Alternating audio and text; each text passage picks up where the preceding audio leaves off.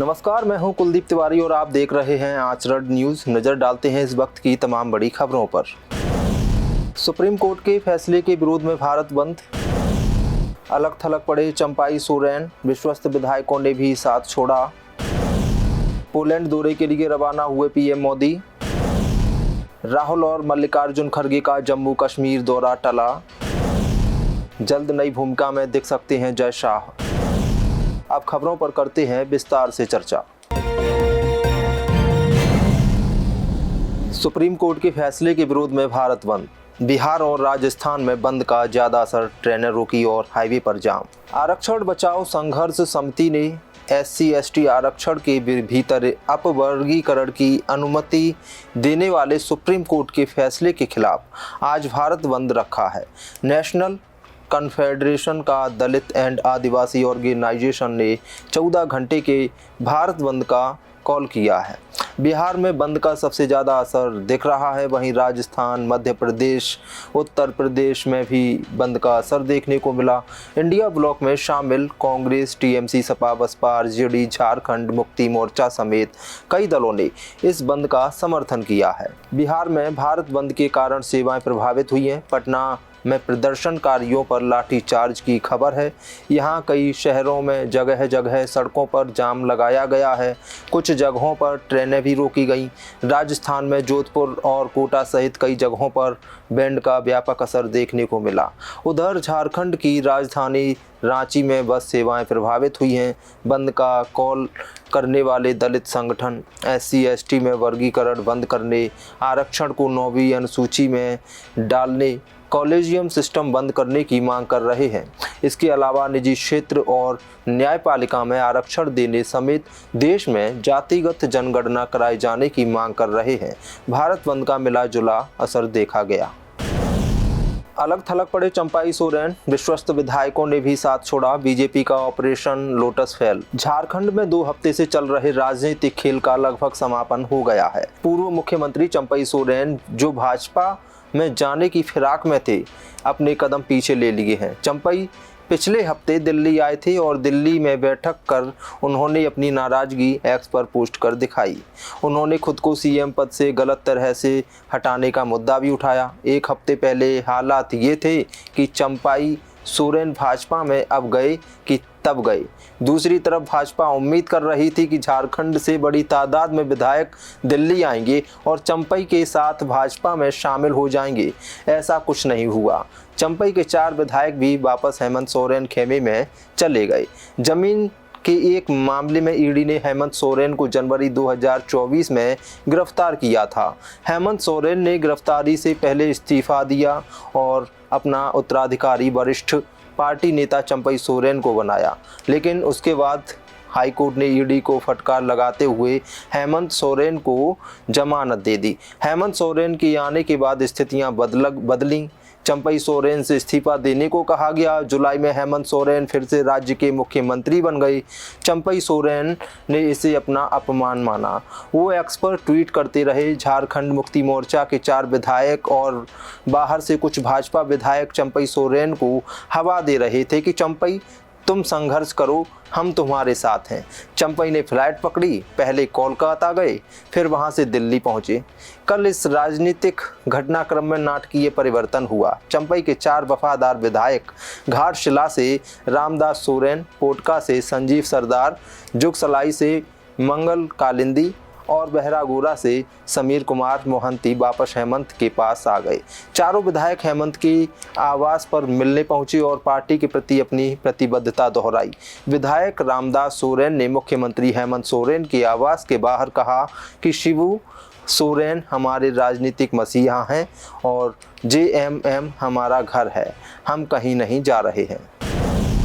Poland दौरे के लिए रवाना हुए पीएम मोदी यूक्रेन के लिए भी जाएंगे। जेलेंस्की से बातचीत की प्रतीक्षा। प्रधानमंत्री नरेंद्र मोदी आज सुबह 2 दिन के पोलैंड दौरे पर रवाना हो गए हैं। पोलैंड दौरे पर रवाना होने से पहले पीएम मोदी ने एक बयान जारी कर कहा है कि पोलैंड के प्रधानमंत्री डोनाल्ड टस्क और राष्ट्रपति आंद्रेज डूडा से मिलने के लिए उत्सुक हूं।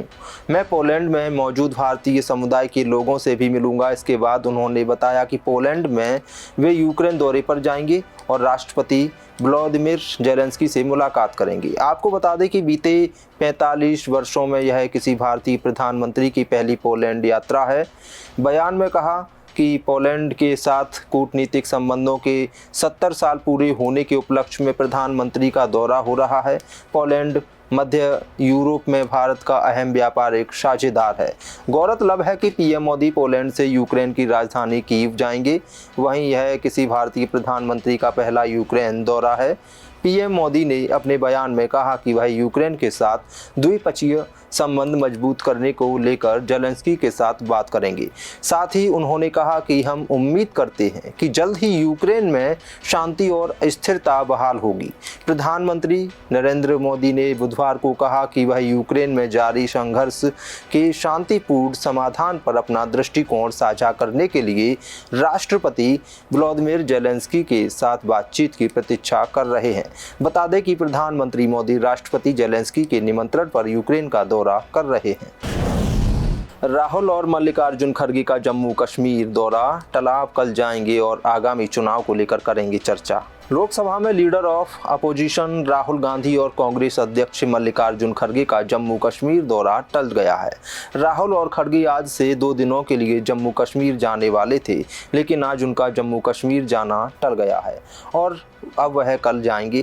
कांग्रेस महासचिव केसी वेणुगोपाल ने बताया कि राहुल और खड़गे आगामी विधानसभा चुनाव की तैयारियों की बैठक के लिए जम्मू और श्रीनगर में रहेंगे। इस दौरे में राहुल गांधी और खड़गे चुनाव से पहले गठबंधन के लिए प्रदेश कांग्रेस कमेटी के प्रमुखों से मुलाकात करेंगे। इसके अलावा नेशनल कॉन्फ्रेंस नेता उमर अब्दुल्ला से मुलाकात कर सीट बंटवारे के फॉर्मूले पर चर्चा हो सकती है। जम्मू कश्मीर विधानसभा चुनाव को लेकर फारूक अब्दुल्ला ने 7 अगस्त को कहा कि किसी भी राजनीतिक दल के साथ चुनाव से पहले गठबंधन नहीं होगा।